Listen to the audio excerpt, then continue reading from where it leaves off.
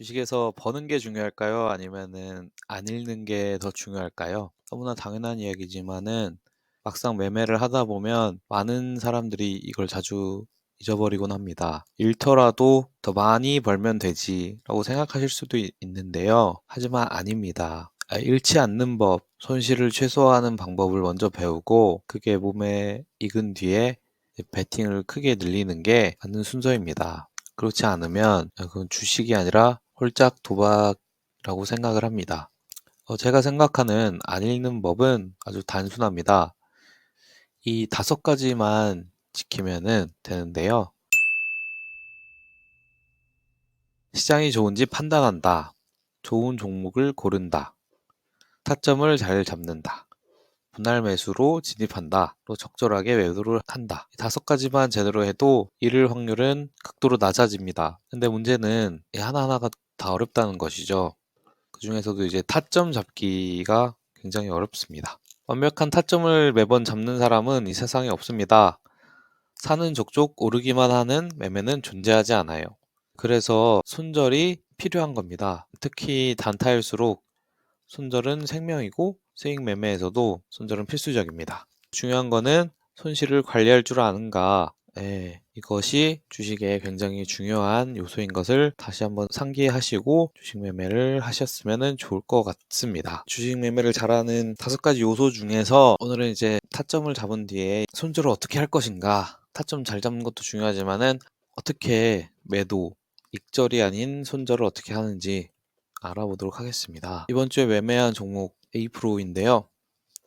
에이프로는 그린어지 영국 11조 원 규모 수소 프로젝트 핵심 기술 공급 소식에 이날 상한가를 간 종목입니다. 거래 대금이 70억 정도 터졌고요. 전날 대비해서는 한 3,500%, 전날 대비 1000% 이상의 거래 대금과 거래량이 터진 것을 확인할 수가 있습니다. 즉 수급이 몰린 종목인데 그 다음 날도 윗꼬리 운봉이 달리면서 700억 원의 거래 대금을 나온 것을 확인할 수가 있습니다. 그래서 아래에서는 흐름이 어땠냐면은 이런 박스권 흐름이 작년 12월부터 한 4개월간 이어졌었고요. 그리고 이 대량 거래를 수반한 장대 양봉이 122평을 다 돌파를 하면서 슈팅이 나왔지만은 결국 242평에서 저항을 받고서 다시 조정을 받는 흐름이었습니다. 그래서 11선 그리고 이전에 저항들이 있는 자리에서 지지가 나올 수도 있겠다 싶어서 이 전고점 수평 추세선 지지가 될 수가 있거든요. 이런 자리에서는. 그리고 11선이 딱 맞물리는 자리에 주가가 내려왔기 때문에 한번 반등이 나오지 않을까라는 생각에 매수를 했지만 다음날 바로 12선을 이탈하는 모습을 보여서 이탈하는 즉시 이 선을 깨는 즉시 그냥 매도를 했습니다. 그래서 분봉으로 보면은 이때 사서 고전 중에 사서 이제 다음날 하락을 크게 하는 걸 보고서 그냥 손절을 한 건데요. 한 2%의 손절률이 한 20% 정도 나왔어요.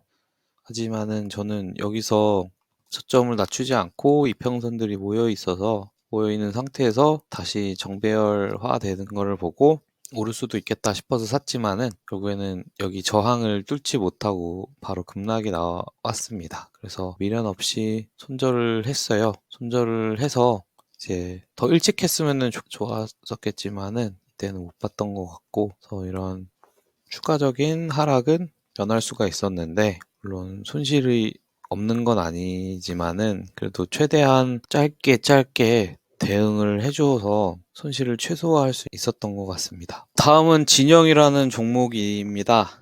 얘도 매매를 했었는데 바로 당일 사서 당일날 그냥 매도를 빠르게 대응을 했던 종목입니다. 얘 같은 경우는 4월 22일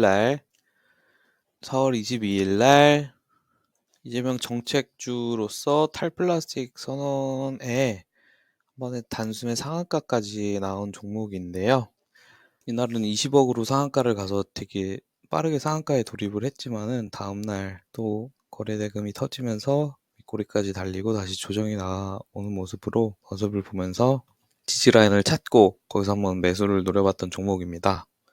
저 같은 경우는 얘도 급등을 한 다음에 조정이 나오면서 이 장대 양봉의 시가나 종가 그리고 중심 라인도 지지가 될 수가 있거든요. 그래서 눌림이 어느 정도 나왔고 그 자리가 정확하게 장대 양봉의 중심선 122평선 그리고 22평, 62평들이 모여있는 자리여서 우상향하는 22평선도 지지가 되고 122평선도 장기 이평선으로서 당연히 지지가 될 수 있는 영역입니다. 다만 기울기가 약간 원래 우상향하면 더 좋겠지만 지금 하락에서 횡보로 지금 전환하는 과정에 있어서 약하지만 다소 지지가 나올 수 있는 자리이고 해서 제가 샀을 때는 이미 이날은 매수를 못했고 조금 더 올라갈 수 있겠다 싶어서 상승하는 거를 보고서 매수를 했는데요. 7%짜리 윗꼬리를 달고서 다시 음봉으로 빠졌었습니다. 그래서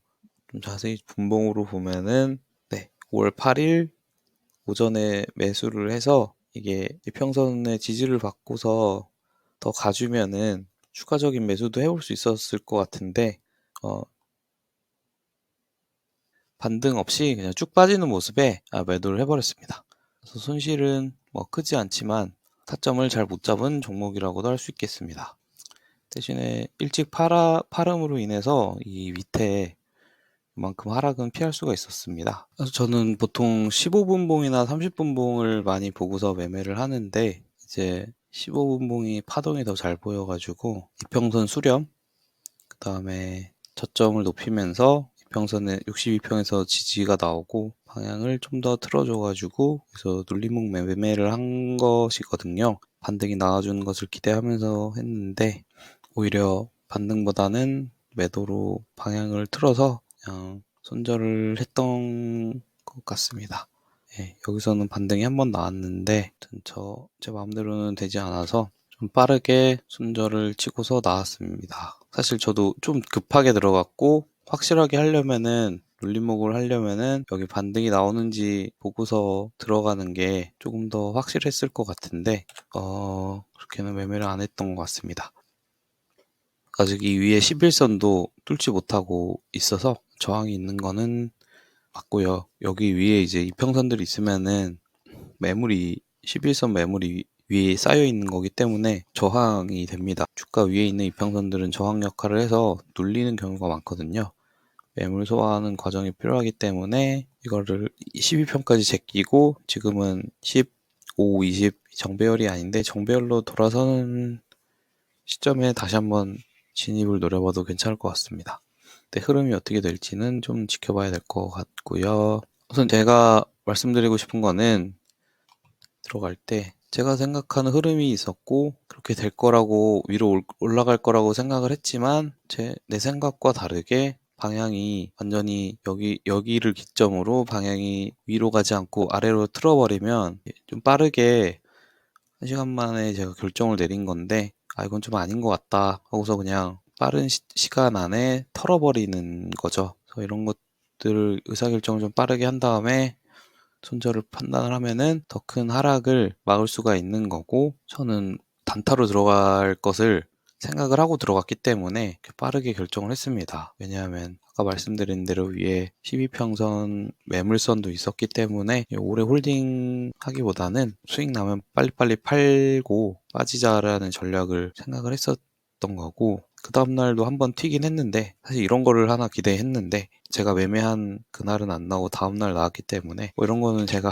어떻게 알 수도 없고 조절할 수도 없기 때문에 제가 할 수 있는 방법은 흐름대로 빠르게 손절하고 판단을 내리는 것이다. 이게 기본적인 손절의 대응 방법이다라는 거를 말씀을 드리고 싶어가지고 드렸습니다. 중간에 저도 좀 수익을 봤으면 좋았을 것 같은데 또 뭐 이 종목 말고는 4x4에서 되게 짧게 먹고 왔거든요. 짧게 정말 짧게 이거는 그냥 단타 아침에 쳤었는데 짧게 먹게 나왔고 쫄려가지고 빨리 나왔어요. 어제 상한가 그 전날 상한가 갔고 또 회사에서 막 그러고 있기가 힘들어가지고 짧게 그냥 초단타로 먹고 나왔고 또 하나는 하이스틸도 그냥 오버나이트 매매 한번 하고 지금도 추가로 매수해가지고 가지고 있는데 얘는 앞으로 더 올라가지 않을까 생각이 들어서 저점은 확실하게 다졌고 이 한파동 나온 것만큼